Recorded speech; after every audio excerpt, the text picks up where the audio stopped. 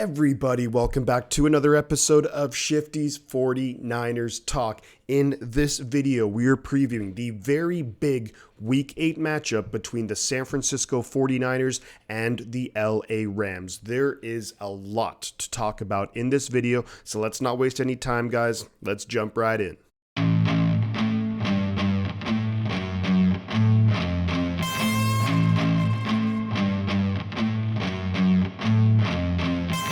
The first thing that I want to talk about with regards to the 49ers, and this has been a trend all season long, is that the 49ers will be without some key players. There will be no Deebo Samuel. He is going to be out with a hamstring injury. Kyle Juszczyk will also be missing this game. He dislocated a finger in the game against the Chiefs, which just sounds really gnarly, really painful. And then we will also be without linebacker Dre Greenlaw will be missing this game too. So all of that is pretty bad news. But here's the good news is that at least all of those guys, there are no long-term injuries right there. They should all be back after the bye week when we play the LA Chargers at home. So that is a bit of a silver lining, although it's really going to hurt not having those guys on the team. Now, with regards to the LA Rams, now they're going to be without left tackle Joe Noteboom. He is out for the season, so that is going to be a really big help for the 49ers defense in terms of being able to get after Matthew Stafford. We know he's not very mobile, so we should be able to get pressure on Stafford. The big news though for the Rams too, in terms of the positive news, is that they will be getting wide receiver Van Jefferson back. Now, the Rams offense this season has struggled to say the least, only 17.3 points per game, so their scoring is bottom 5 in the NFL. So getting a guy like Van Jefferson back should help boost that somewhat, because the Rams are completely and almost totally dependent on Cooper Kupp and Tyler Higbee in the passing game. They need another weapon to step up, and maybe Van Jefferson is that guy. So that's a big positive for the Rams heading into this game. Now, when I look heading into this game, what the 49ers offense is going to look like, of course, it's going to be very different to what we're used to seeing.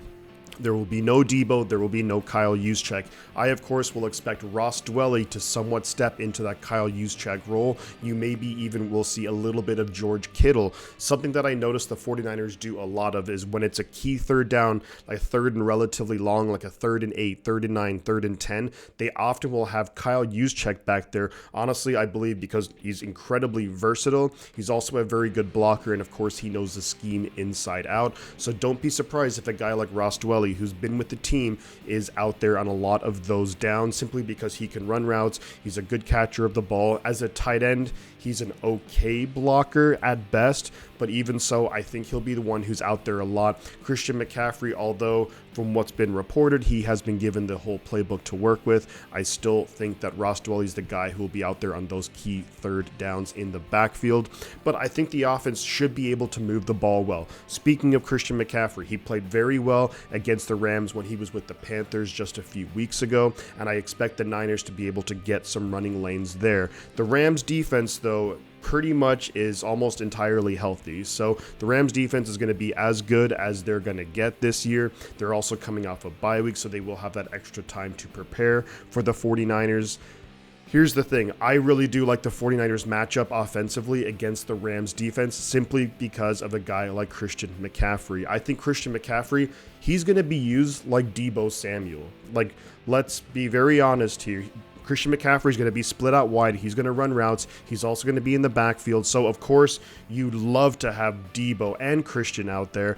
This game, it's just going to be Christian, but I think he's going to be poised for a big game. But you're also going to see a lot of maybe Christian McCaffrey split out wide, Jeff Wilson Jr. in the backfield too. So don't be surprised if we see a lot of that on Sunday. Now, some of the key matchups when it comes to the 49ers offensively versus the Rams defense. Of course, when you look at the Rams defense, a couple of guys stick out. Aaron Donald. How can the interior offensive line hold up against Aaron Donald? I have a lot of faith in Aaron Banks. I think he's done a phenomenal phenomenal job this year. Looking at the center, Jake Brendel, he's definitely struggled, especially at certain points during the season, but I think he did okay in the first game against the Rams earlier this year. Spencer Burford had that one, boneheaded moment against the Rams earlier in the year, but besides that, he was very good. Plus, we also have Daniel Brunskill, who can come in and definitely help to limit what a guy like Aaron Donald can do. Now, when you look at the next level of the Rams defense, you have Bobby Wagner, and George Kittle in recent weeks has been getting implemented into the offense a lot more,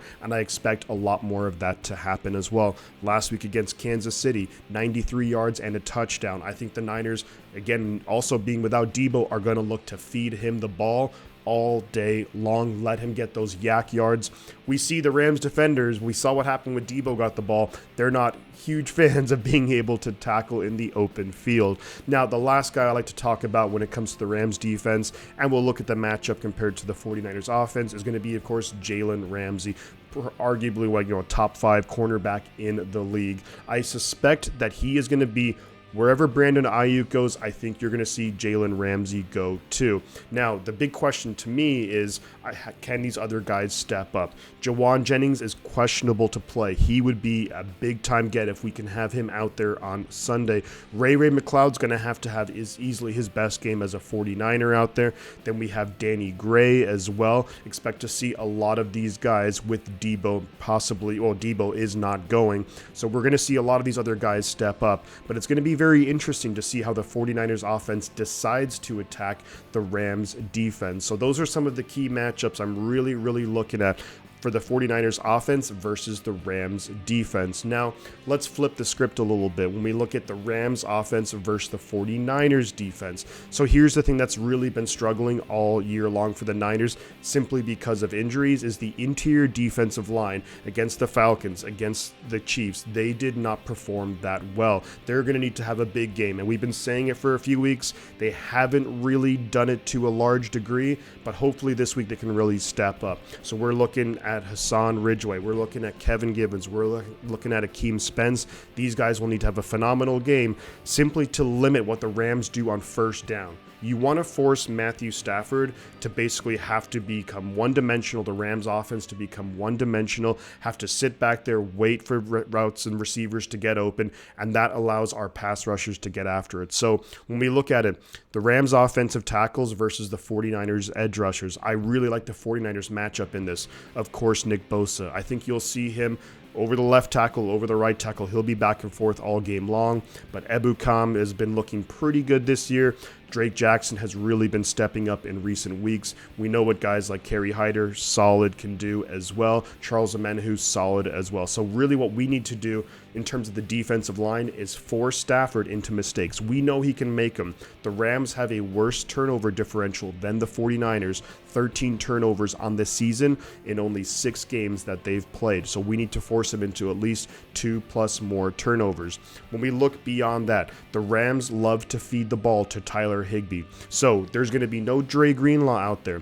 And you know the Rams will scheme whatever they can do to get Tyler Higbee to get away from Fred Warner. So Demetrius Flannigan-Foles, Oren Burks, they're going to really have to step up in this game simply because Tyler Higbee is such a prominent feature of the Rams offense. Honestly, I think that Higbee could have a pretty big game here. I wouldn't be surprised if he goes for 70, 75 yards, maybe a touchdown as well. Hopefully, the Niners will be able to adjust throughout the game defensively and maybe give some help and perhaps even have Hufanga on Higbee or even Tashawn Gibson Sr. as well. Now, when we look at the Rams receivers, the guy that we have to talk about, of course, is Cooper Kupp. And you're never going to shut Cooper Kupp out. You're never going to completely shut him down.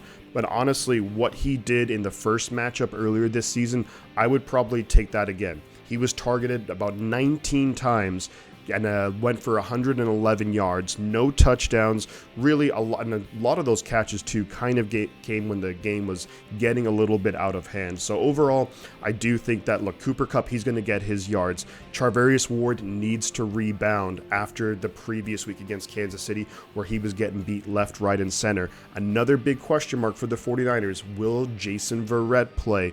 Now, I'm going to lean towards him probably not playing against the Rams, but it is possible. possible. And if he is out there, that could be a huge boost for the 49ers defense, which definitely needs a boost considering we've actually given up 63 points in the last 2 weeks. And that does not include the safety from last week, of course, and that does not include the fumble that got returned against Atlanta. 63 points in 2 weeks, that would actually rank among the lowest in the NFL, and it's not good at all. So the Niners really need to turn around. This is a big prove-it game. When we look at this game too, the Niners, if we can go into the bye week 4-4, 3-0 in our division games so far, that would be massive. Then we get the bye week. Then we get to get healthy. We'll get a number of players who are scheduled to come back after the bye week, and that would be really, really big for the 49ers. Next up, I'm going to talk about a couple of my keys to winning. Then I will give you my score prediction.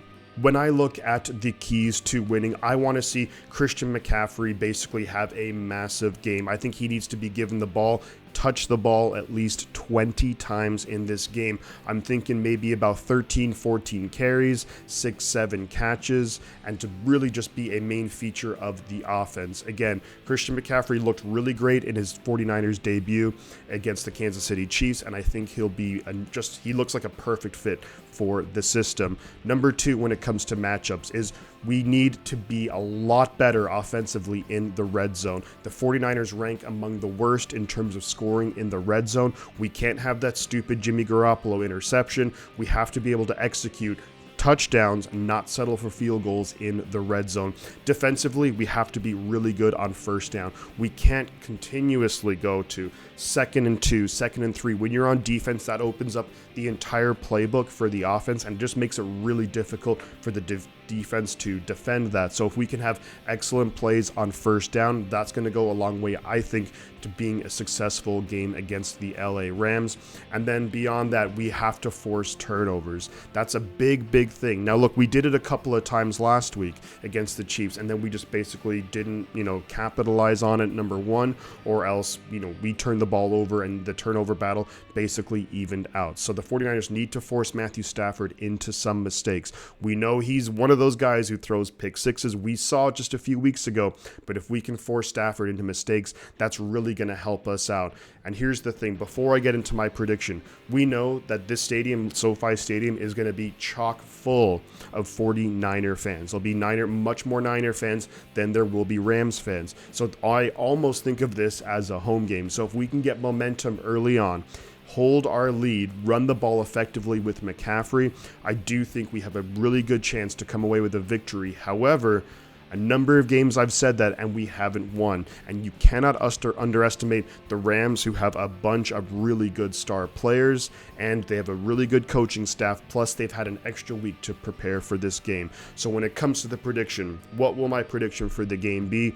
I'm going to say it's going to be a very, very close game. I'm going to have the 49ers winning. I'm going to say 49ers 24, Rams 21, simply because so far the Rams offense ranks in the bottom 5 in the NFL in terms of points per game. Their defense points per game is okay. The Niners rank above them in both facets of that, and I really do think that to a certain degree, and of course you can point to the NFC Championship game, but the Niners have a certain level of ownage over the LA Rams. So I do think we can come away with a win here, and that would be just so big and so crucial if we can make that happen. And so that's going to be my thoughts on this preview of the game. Do let me know your thoughts in the comments.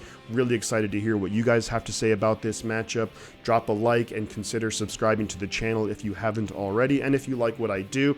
Also, join me for the stream on Sunday. So the game is at 1:25. I'll be going live maybe shortly before 1 o'clock Pacific time. It's going to be a whole lot of fun. We're going to have a whole bunch of people in there. Really look forward to seeing you guys there. But I'm going to leave it at that for my preview video. I'm going to say 2 things. The butt counts. I'm going to catch you guys on the flip side.